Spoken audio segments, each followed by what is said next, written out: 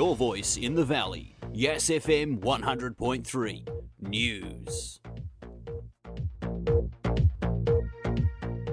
Good evening, Darren McAlane with Yass FM News.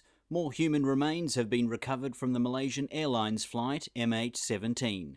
Kathleen Everingham has more. The 70 Dutch and Australian experts have just finished their work at the crash site in eastern Ukraine.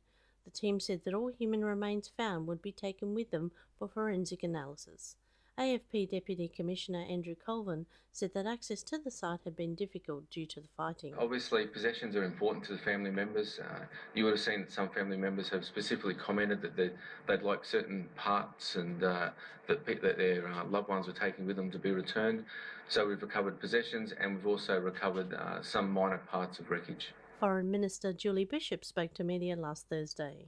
So that we can collect the remains with some dignity and return them to the Netherlands where they can be identified, and then the grieving families across the world who lost 298 people can have some closure. Kathleen Everingham, Sydney. The federal government has confirmed 157 asylum seekers have been removed from the Curtin Detention Centre in WA and sent to Nauru.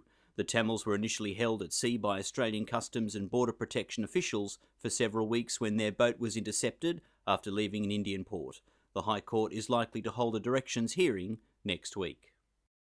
Yass Valley Council will permanently install a new process for cleaner water following the success of a water trial for the last 3 months. The process involved the use of chlorine and soda ash to remove the manganese and iron from the water before it leaves the water plant. Residents are encouraged to contact council if their water appears to be discoloured. The Department of Planning has recommended 2 Gullen Range wind turbines in the southern tablelands be pulled down and put in the right spot.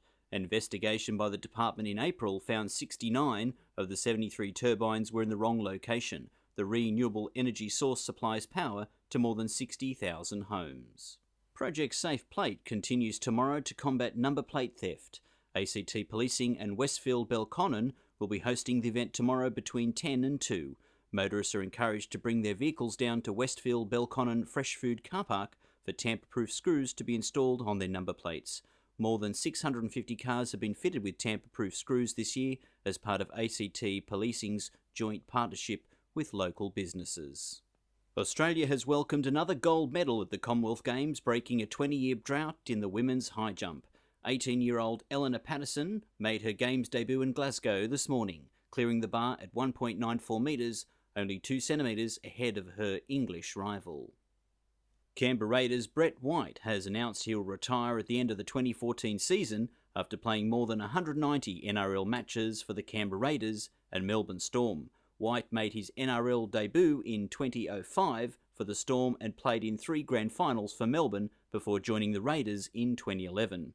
He said on Raiders TV that grand finals and mateship have been some of the highlights of his career. I've got 5 weeks left of the season to really enjoy it with some great blokes. There's some terrific blokes here amongst the club, players and staff, and I'm able to enjoy that last 5 weeks and hopefully get a couple of wins.